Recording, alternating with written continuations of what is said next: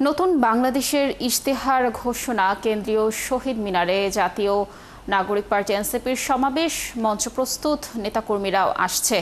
সমাবেশকে ঘিরে জুলাই অভ্যুত্থানের বিভিন্ন ছবি ও স্লোগান দিয়ে তৈরি প্লাকার্ডে সাজানো হয়েছে কেন্দ্রীয় শহীদ মিনার চত্বরে।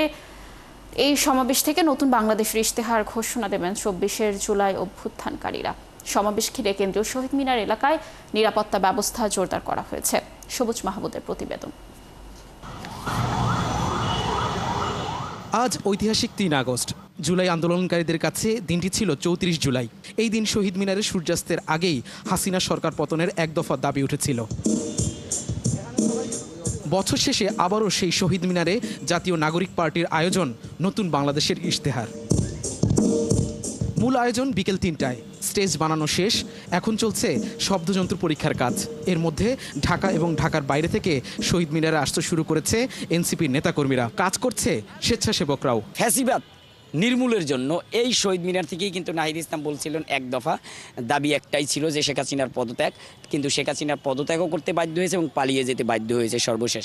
সুতরাং আজকে তারই একই কণ্ঠে আবার উচ্চারিত হবে নতুন বাংলাদেশ গড়ার যে ইশতেহার। আমরা সবাই চেয়েছি জুলাই ঘোষণাপত্র যত দ্রুত দেওয়া হোক, সেটার দাবিও আজকে আমরা শহীদ মিনার থেকে জানাবো প্রধানমন্ত্রীর কাছে যেন অতি দ্রুত জুলাই ঘোষণাপত্র যেন তিনি দেন।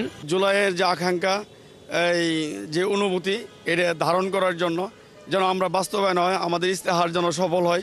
এই সফল করার লক্ষ্যে এই বাংলাদেশে যেন কোনো অন্যায় দুর্নীতি যেন না থাকে। এই জুলাই সনদ বাস্তবায়নের মধ্য দিয়ে আমাদের এই বাংলাদেশ নতুন একটি সূচনা হবে, নতুন বাংলাদেশের সূচনা হবে। গণ অভ্যুত্থানের এক বছর পর আজ আবারও জুলাই গণ অভ্যুত্থানে প্রতিশ্রুত সংস্কার, হত্যার বিচার ও নতুন সংবিধান প্রণয়নের দাবি জানাবেন এনসিপির নেতারা।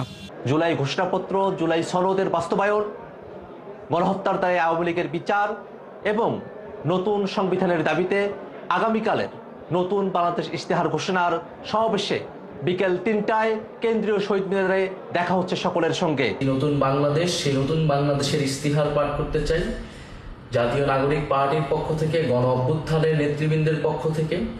আমাদের আগামীর বাংলাদেশ, আগামীর রাষ্ট্রকল্পটি আমরা ঘোষণা করতে চাই।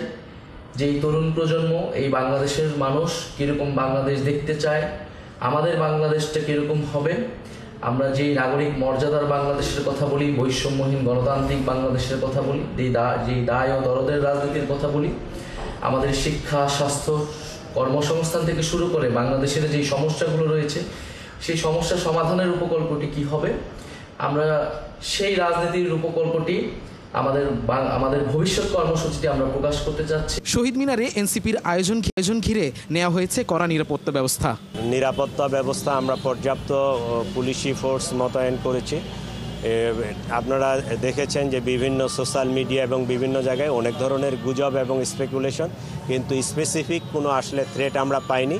তারপরে আমাদের পর্যাপ্ত পুলিশি ব্যবস্থা আছে, সেটা কভার্ড অ্যান্ড অভার্ড। সমাবেশে অংশগ্রহণকারীদের জন্য আছে জরুরি মেডিকেল ক্যাম্পের ব্যবস্থা। সবুজ মাহমুদ, ৭১, ঢাকা।